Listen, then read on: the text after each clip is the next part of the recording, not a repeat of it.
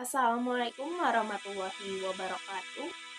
Nama saya Mina Juina Ramadhani dari kelas 11 IPA 7. Saya akan menceritakan peristiwa sekitar proklamasi kemerdekaan Republik Indonesia pada tanggal 6 Agustus 1945 sampai 22 Agustus 1945.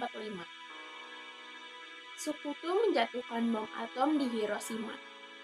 Pada tanggal 6 Agustus 1945, Sekutu memberikan serangan telak pada Jepang. Hiroshima yang merupakan salah satu kota penting di Jepang, dijatuhi bom atom. Ledakan dahsyat kemudian meluluh lantahkan seisi kota. Pada tanggal 7 Agustus 1945, BPUPKI dibubarkan dan dibentuk PPKI. Kemudian, pada tanggal 9 Agustus 1945, Sekutu kembali melancarkan serangan bom atom di kota Nagasaki. Serangan bom atom ini membuat Jepang kehilangan banyak kekuatan. Kemudian, pertemuan tiga tokoh bangsa dan Jenderal Terauchi di Dalat. Jenderal Terauchi Hisaiki mengundang tiga tokoh bangsa untuk menemuinya di markas besar tentara wilayah selatan di Dalat, Vietnam. Tiga tokoh bangsa itu yakni Ir Soekarno, Mohatta, dan Rajiman Wedio Diningrat. Ketiganya berangkat ke Vietnam pada 9 Agustus 1945. Mereka kemudian bertemu oleh Jenderal Terauchi pada 12 Agustus 1945. Pada intinya, dalam pertemuan itu, Jepang berjanji akan memberikan kemerdekaan kepada Indonesia. Pada 15 Agustus 1945, Jepang resmi menyerah pada Sekutu. Kaisar Hirohito menyatakan secara bahwa Jepang telah menyerah tanpa syarat kepada Sekutu. Kabar ini kemudian berembus hingga ke tanah air. Kemudian ada perseteruan golongan muda dan golongan tua. Kabar menyerahnya Jepang pada Sekutu sampai ke telinga golongan muda. Menurut mereka, ini merupakan kesempatan bagi Indonesia untuk menyatakan kemerdekaannya. Golongan muda kemudian mendesak agar proklamasi kemerdekaan Indonesia dilangsungkan paling lambat pada 16 Agustus 1945. Namun, Soekarno-Hatta menolak gagasan ini. Dwi Tunggal berpendapat lebih baik menunggu hingga 24 Agustus 1945, yakni tanggal kemerdekaan Indonesia yang dijanjikan oleh Jenderal Terauchi.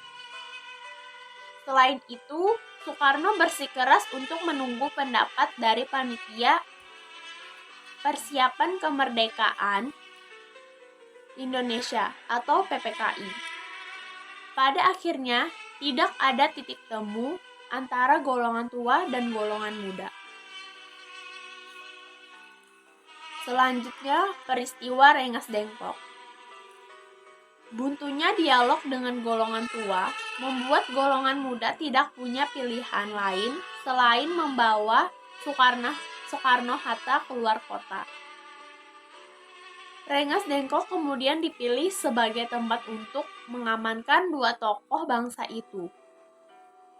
Peristiwa ini terjadi pada 16 Agustus 1945. Langkah ini diambil oleh golongan muda untuk menekan Soekarno-Hatta agar bersedia memproklamasikan kemerdekaan Indonesia. Setelah melalui perundingan, akhirnya golongan tua bersedia untuk segera menyatakan kemerdekaan Indonesia. Kemudian rapat di Rumah Laksamana Maida. Pada 16 Agustus 1945, di malam hari, Soekarno-Hatta kembali ke Jakarta. Bersama dengan tokoh nasional lainnya, mereka berkumpul di Rumah Laksamana Maida untuk merundingkan persiapan proklamasi kemerdekaan. Perundingan yang berlangsung sejak malam hingga pagi itu kemudian menghasilkan naskah proklamasi kemerdekaan Indonesia. Kemudian pembacaan proklamasi. Pada 17 Agustus 1945, pukul 10 pagi, naskah proklamasi kemerdekaan Indonesia dibacakan oleh Soekarno di Jalan Pegagasan Timur 56. Kabar mengenai proklamasi ini kemudian segera disebarkan ke seluruh negeri. Setelah itu, ada sidang PPKI. Panitia Persiapan Kemerdekaan Indonesia menjadi salah satu lembaga yang dibentuk para tokoh Indonesia dengan seizin pemerintahan militer Jepang. Organisasi PPKI dibentuk pada 7 Agustus 1945 dan dibubarkan 22 Agustus 1945. Secara umum, kepanitiaan ini berjumlah 21 orang yang berasal dari berbagai provinsi di Indonesia. Organisasi yang memiliki nama lain Dokoritsu Junbi Inekai ini diketuai oleh Soekarno dan didampingi Muhammad Hatta sebagai wakil. Selama masa kerjanya, PPKI telah menggelar 3 kali sidang yang diadakan pada 18, 19, dan 22 Agustus 1945. Dengan menggelar 3 kali sidang, PPKI menghasilkan sejumlah keputusan penting. Berikut hasil sidang PPKI yang diadakan pada 18, 19, dan 22 Agustus 1945. Hasil sidang pertama PPKI. Sidang yang dilaksanakan pada Sabtu 18 Agustus 1945 memiliki topik bahasan mengenai dasar negara dan pemimpin negara. Sidang 1 PPKI tersebut menghasilkan 3 keputusan penting, yakni: pertama, menetapkan dan mengesahkan Undang-Undang Dasar 1945. Yang kedua, mengangkat Ir. Soekarno sebagai presiden dan Dr. Andes Mohatta sebagai wakil presiden. Dan yang ketiga, membentuk Komite Nasional sebagai pembantu presiden sebelum DPR atau MPR seperti yang diharapkan Undang-Undang Dasar 1945. Hasil Sidang 2 PPKI.